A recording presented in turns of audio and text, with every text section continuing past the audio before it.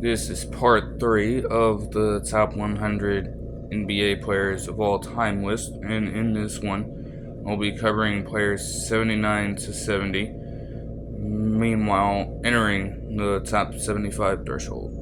Without further ado, at number 79, I have Nate Thurmond, a center and power forward who played from 1963 to 1977. He ended off his career as a Cavalier and played with the Bulls before that. He is a Warriors legend, playing for multiple iterations of the franchise en route to his Hall of Fame career as mostly a defensive anchor who could pull down boards whenever a player needed an extra shot on a possession. He was the go-to guy for that. Throughout his career, he averaged 15 points and rebounds per game on 42.1% shooting from the field.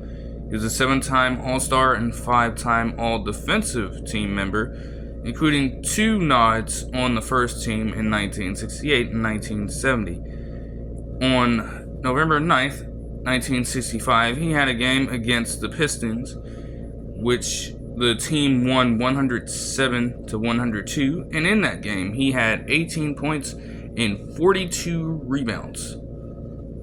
Quite literally, getting a few putbacks here and there, but keeping possessions alive for as much time as possible.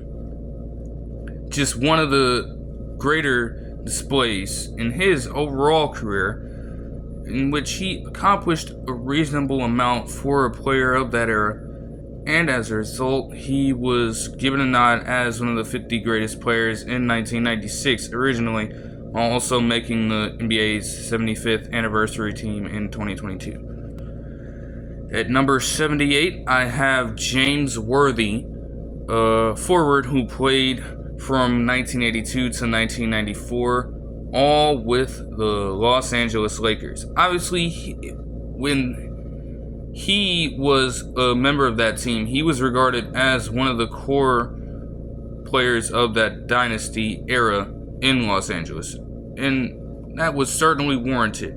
7-time All-Star from 1985 to 1991, and made the All-NBA team a couple of times, while winning 3 NBA championships with the team. He actually, in 1988, got a Finals MVP as well after averaging 22 points per game, 7.4 rebounds per game, and 4.4 assists per game on 49.2% shooting from the field. However, the Lakers don't win that series without his performance in a pivotal Game 7. Keep in mind that they only won this game by 3 total points, and he by himself put up 36 points, 16 rebounds, and 10 assists, en route to a triple-double and a series win for the accomplished franchise. He got a Hall of Fame nod as well, and was also regarded as a top 50 greatest player in NBA history in 1996 originally, while also getting the nod in 2022 for the NBA's 75th anniversary team. He's gone on to do a lot of different media work after his career and has carved out a pretty solid tenure there. At number 77, I have Tiny Archibald, a point guard who played from 1970 to 1984. He was actually injured in the 1977 season due to an Achilles injury and didn't play. But besides the point, most of his career was spent as not Sacramento, but multiple iterations of the Kings franchise, and also spent some time as a New York Net before finishing his career with the Celtics and Bucks. He was a 6-time All-Star and 5-time member of the All-NBA team. The story of his career is highlighted by a lot of individual accomplishments and milestones set by him. However, when it comes to team success, he didn't necessarily have much of it. The 1972 season, in which he led the league in both points and assists per game with 34 and 11.4 respectively on 48.8% shooting from the field. while finishing third in MVP voting and becoming a member of the first team All-NBA. Even with those numbers, the team was largely incomplete, and as a result, they finished 36 and 46, missing the playoffs entirely. He ended up winning an NBA championship, but by that point, he was nearing the end of his career, and he was decent, but nowhere near where he was in terms of being as effective or as lethal of a scorer with the Celtics during that season in 1980. He, with his play alone, was regarded as one of the 50 greatest players on the original 1996 list, and was also given the nod in 2022 as a member of the NBA 75th anniversary team. He is a Hall of Famer, and well-deserved. For him to be as short as he was, now there's a reason why his nickname is Tiny, at least. For him to be that minute and strike fear in the opposition the way he did, it's commendable for sure. But you would have loved to have seen him get at least one ring with a different team. I mean, the Celtics could literally put anybody on their roster with the amount of top-end talent they had and still find a way to win and allow other players to benefit from that success. Archibald happens to fit in that boat. You know, that's okay. He's not ringless like a lot of other people on this list, but if he could have gone out there and won one by himself, his career would probably be a bit more renowned to this point, but even then, he's still highly acknowledged over the course of these years by many analysts out there. There's no question about what he was able to do on the court. Number 76, I have Damian Lillard, a point guard who was drafted in 2012 by the Portland Trail Blazers and spent last season as a Milwaukee Buck. Over the course of his career to this point, he has averaged 25.1 points per game and 6.7 assists per game on 43.8% shooting from the field and 37.1% from beyond the arc, recognized as one of the most lethal shooters in history, if not for a couple other players out there who happen to have played during this same era of basketball. He was always regarded as one of the more loyal players in the NBA too before his move, spending those years in Portland during the height of their success and the lower end of their tenures together. That is on the team around Damian Lillard for the most part in Portland. You had him and CJ McCollum, but a lot of the other players surrounding those two were wild cards when it came to performance in the playoffs. Still, Lillard on his own has led his respective teams to multiple playoff series wins by himself off of his own back. I remember that 2019 series against the Thunder, which saw him send Paul George and that respective Thunder team home in 5 with one of the deeper dagger shots that we had ever seen to that point. But when it comes to, a deeper conversation about what he's been able to do, not much outside of that. He's been largely inconsistent in playoffs. And he'll have those moments where he'll be clutch. But again, as previously stated, you'll have another person just absolutely choke in that moment.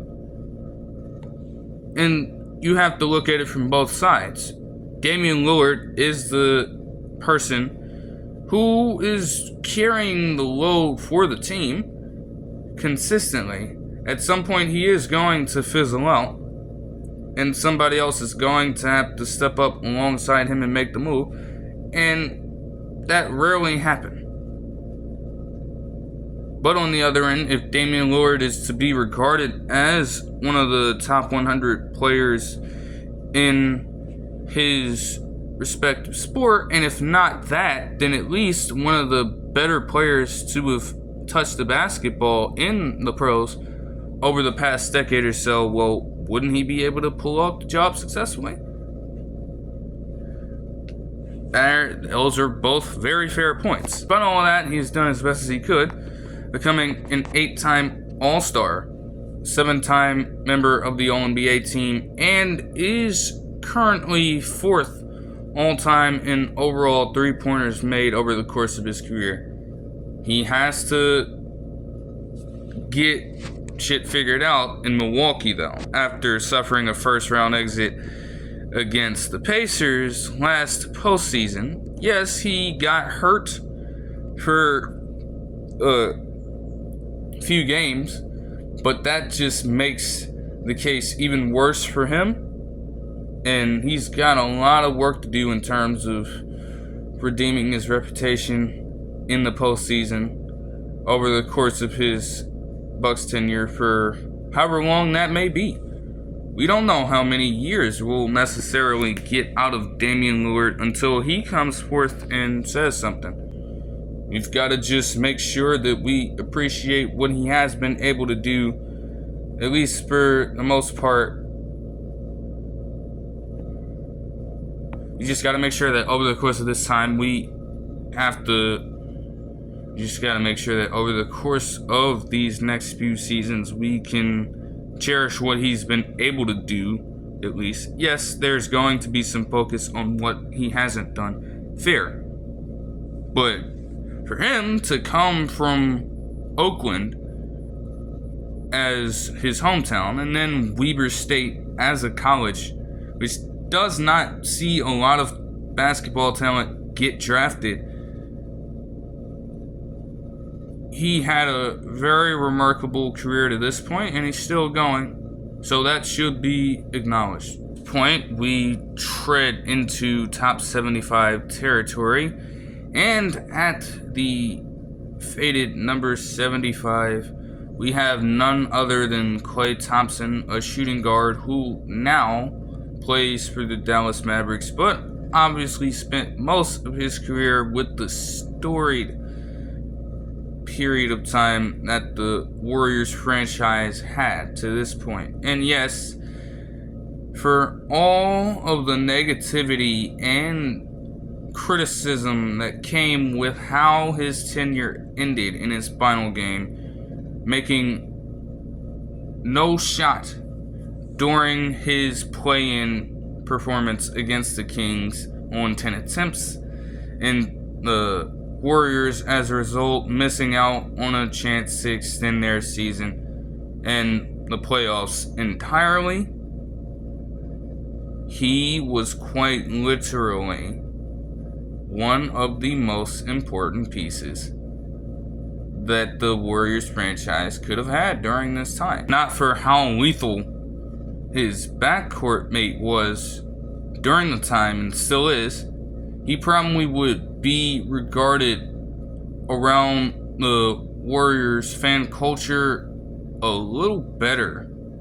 And obviously a lot of people who are Warriors fans hold him in the highest regard already.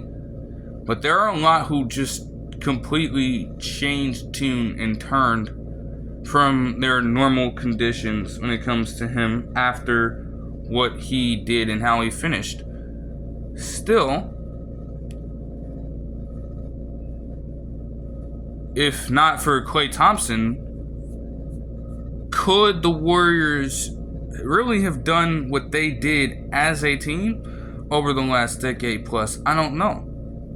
Because as a duo, alongside his backcourt mate, he was a truly pivotal player. I mean,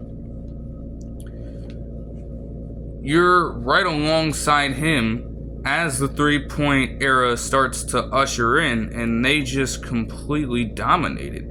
Every time it felt like the Warriors were out of the game, you knew that if not for the backcourt mate that he played alongside, you could rely on Klay Thompson to single-handedly bring you back into a game if that's what it called for. We all remember Game 6 in the Western Conference Finals against the Thunder to help them extend that series and ultimately win in 7. How about a game against the Pacers on December 5th, 2016? A game in which Klay put up 60 points on only 11 dribbles. Or a 37-point quarter against the Kings on January 23rd of 2015. An NBA single-game record for threes made with 14 on October 29th, 2018 versus the Bulls. All of these games where, other people were surrounding him with the contributions that he needed, but when it came to him, if he needed to completely take over a game, he could. And obviously, he has become less efficient since he suffered multiple injuries that ended his season in back-to-back years. But what could we really expect from a player at that point? Because if we were just thinking about a decade ago, or 2 decades ago to this point, let's say, if Klay suffers those kinds of injuries back then, his career is done. The fact that he is able to still be a capable enough player in the NBA is very great to see after you have someone dealing with those kinds of things. You can't deny his reputation just because of that one game. And a lot of the Warriors players there right now, especially the two at the forefront of the team, will tell you that. Yes, it ended in horrible fashion, and it was very unsavory, to say the least. But when he was a presence there, the team certainly had its best years of success when he was there. There's no denying that. There and fully present. All 3 of the wins in the 2010s came with him as a true rotational player. Obviously, he gets injured during the Raptors final series, and we lose that one, but he comes back in 2022 alongside Stephen Curry, and yes, for all of what he did, and I'll have to get to that in a later video, of course, I get that. But it's not like Klay didn't contribute at all in that series. He hit timely shots when he needed to, and got enough out of him to end up winning the entire thing for the 4th and final time.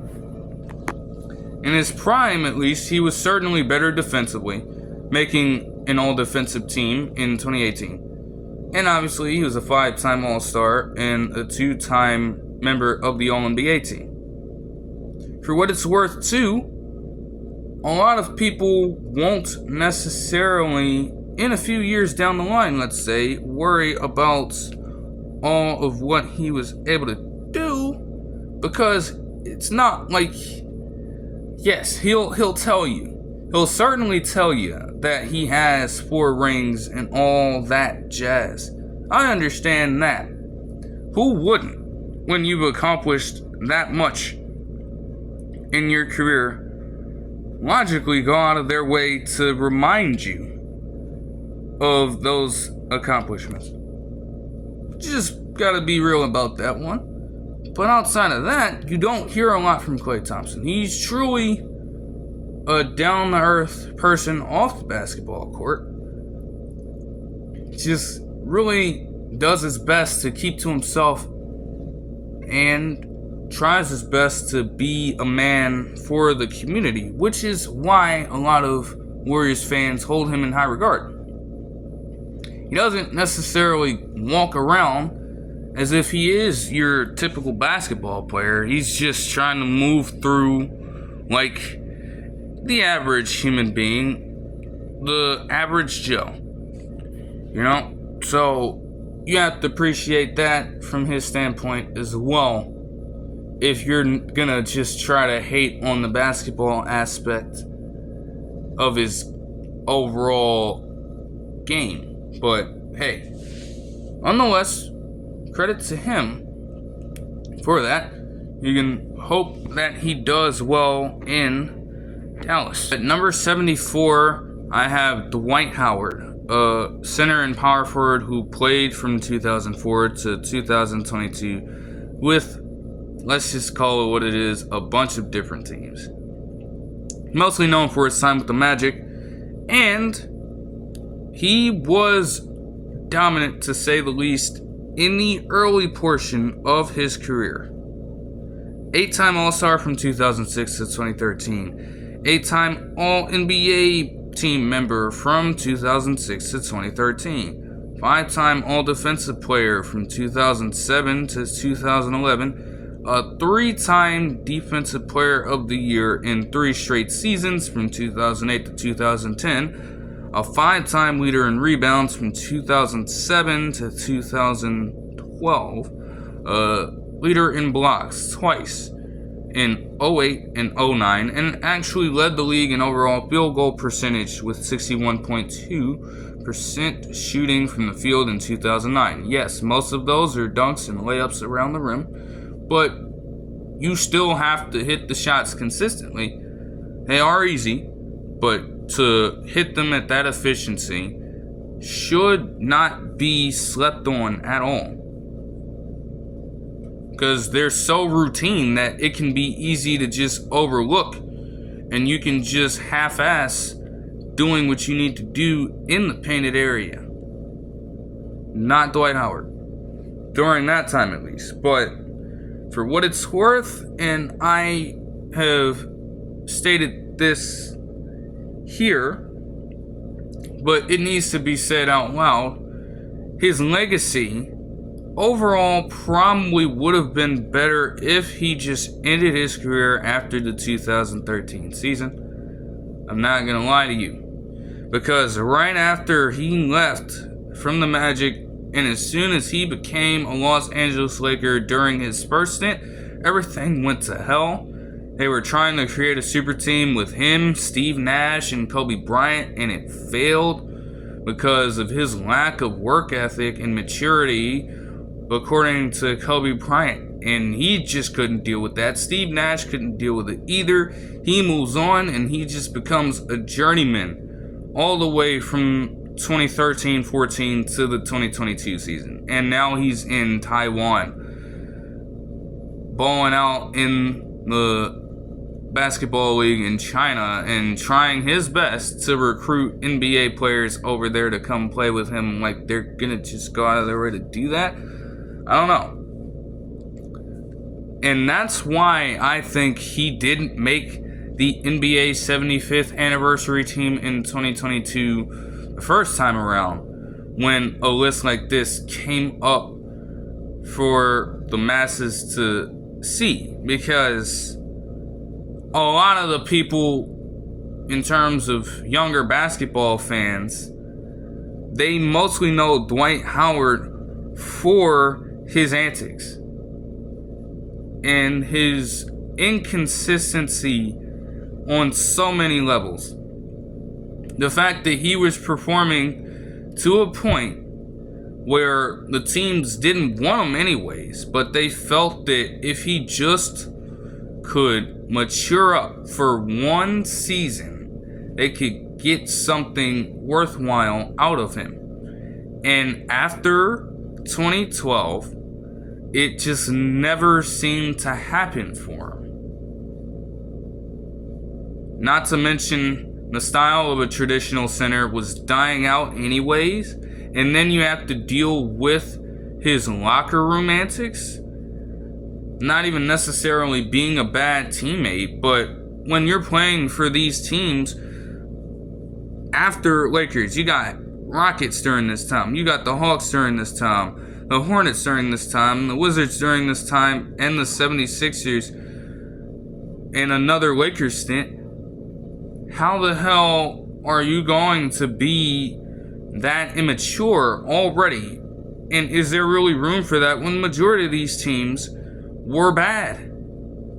There's nothing to joke about around those environments because they suck and they need some sort of veteran presence to be able to pull them out of that rut and get them to some form of winning.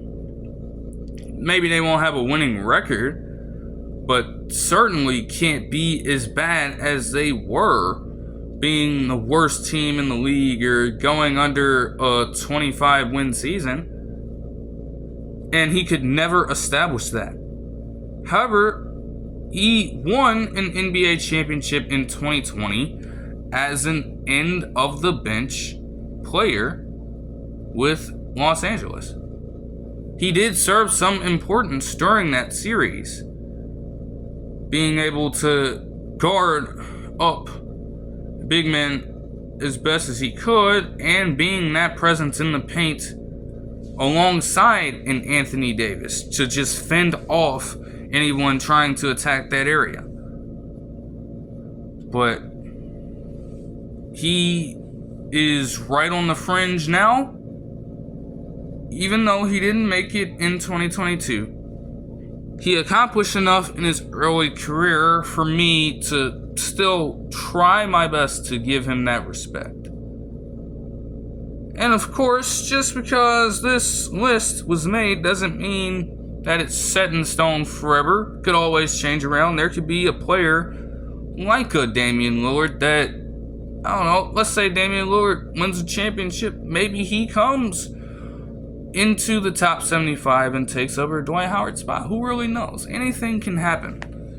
But I have to at least give Howard his props for now. At number 73, I have Lenny Wilkens, a point guard who played from 1960 to 1975. Most notably with the Hawks franchise, and also the Sonics, Cavaliers, and Portland Trailblazers.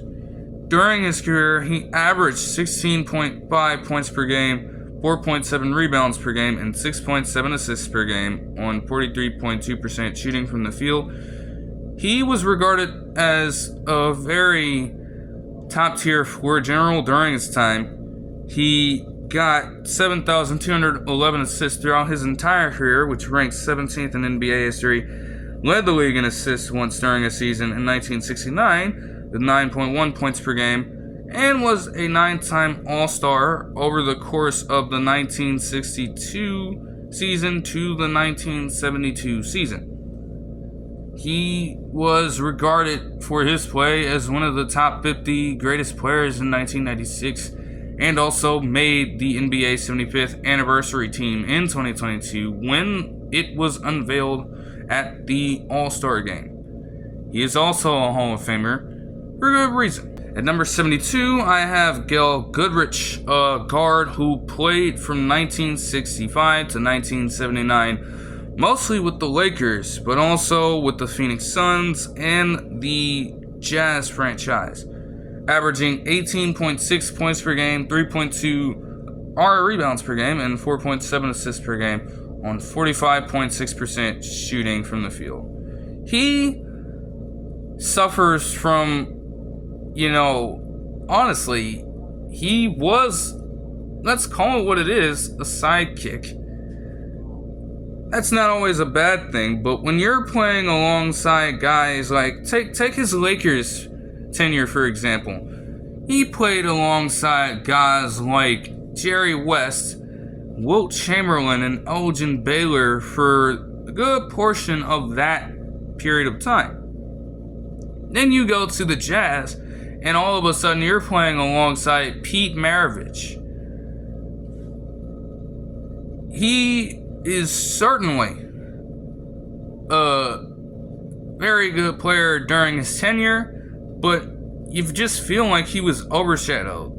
Still, with his contributions, he got 5 All-Star nods over the course of the 1968 to 1974 seasons. One thing that helps Goodrich a lot is the 1971 season, a season that is highly regarded by many who follow the NBA and cover it for a living as one of the best to ever take place. And during this season in 1971, the Lakers, over the course of the season, finished with a record of 69-13 while having a winning streak that reached 33, the highest in NBA history, en route to an NBA championship during his second stint with the squad. And as a result, he's a Hall of Famer.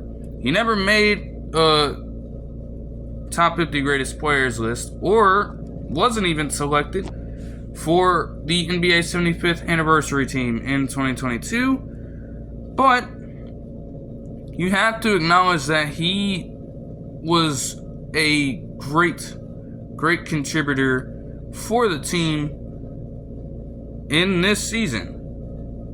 And that cannot be overlooked no matter how much we want to focus on all of the other guys around him. And granted, we should be able to do that. But you can't leave out Goodrich in those conversations. Number 71, I have Pau Gasol, a center and power forward who played from 2001 to 2019. Though he finished his career with an injury and was forced to retire early, he is most known for his time as a Laker, but little do people know he spent his first formative years in the league with the Memphis Grizzlies and won a Rookie of the Year with the squad. He also played for the Bulls, Spurs, and Bucks to cap off things for him. He averaged 17 points per game and 9.2 rebounds per game on 50.7% shooting from the field, and was a 6-time All-Star, 4-time member of the All-NBA team. And he, for what it's worth, is regarded as one of the most impactful role players in the league. Was he ever a superstar? Obviously not. But when it comes to his contributions, especially to the late 2000s Lakers dynasty, he was certainly one of the most important players they could have during this time. Kobe Bryant, for what it's worth, could rely on Gasol if he needed to get him some viable buckets and some well-timed stops whenever they were necessary and required. And as a result, with his work with Bryant, they won back-to-back championships in 2009 and 2010. He was recently inducted into the Hall of Fame, and he is higher on this list than others like Dwight Howard, because though he never dominated, when he got the opportunity, he maximized his situation and compounded multiple championships, not just a single one, with the team that he played for. And he moved around the league for sure. 5 different teams is no joke over the course of a career for any one player, but he certainly had an impact on pretty much every single one. You can't really say that with a player like Dwight Howard to this point, because he got there. In Dwight Howard's case, he got there and didn't truly make a difference at all. If Gasol wasn't out here winning championships with other teams, their records were at least improved somewhat over the course of his first season with them. You have to give that some respect. And at number 70, I have Anthony Davis, a center and power forward who is a current Los Angeles Laker, was drafted in 2012 by the New Orleans Pelicans. Now, he's averaged 24.1 points per game, 10.6 rebounds per game, and 2.5 assists per game on 52.3% shooting from the field. The story of Anthony Davis's career, let's just put this into perspective. His first remotely healthy season came last season. Quite literally, he was not a player that stayed even remotely healthy over the course of one entire season until last year, when he was able to put a full one together. Now, they didn't get anywhere with that, but hopefully, as he gets older, you would hope that he can keep those injuries to a minimum, as difficult as that sounds. Like, that's just damn. Like, not everybody can be a 39-year-old dominating the game and using their physicality to win every matchup. But you would hope that he can continue on this trend for just a little longer while the Lakers are trying to contend, especially if you're a Lakers fan. Nonetheless, he's been a 9-time All-Star, a 5-time member of the All-NBA team, 5-time All-Defensive Team member, and a 3-time leader in blocks, including both the 2013 and 2014 season that saw him get 2.9 blocks per game. With the Pelicans, he was a truly revolutionary player, but the Pelicans as a whole did not make the most out of their time with the number 1 overall draft pick. They did try an experiment with him and DeMarcus Cousins, but even that failed before it could really take off because of Cousins' own injury history and issues. He didn't get any team success, and as a result, the league was taken by storm in late 2018, early to mid 2019, when he requested a trade from the Pelicans and just continued to stamp his feet in order to get out of New Orleans. Goes to Los Angeles, and immediately in the 2020 season, they go out there and win a NBA championship. His run in that postseason too was something special to watch, averaging 27.7 points per game, 9.7 rebounds per game, 3.5 assists per game, 1.2 steals per game, and 1.4 blocks per game on 57.1% shooting from the field, and hitting timely shot after timely shot for them while being the defensive anchor that held all of his teammates down during that time en route to the Lakers winning in 6 against the Heat in 2020. And he quite literally has a chance to continue to expound on that.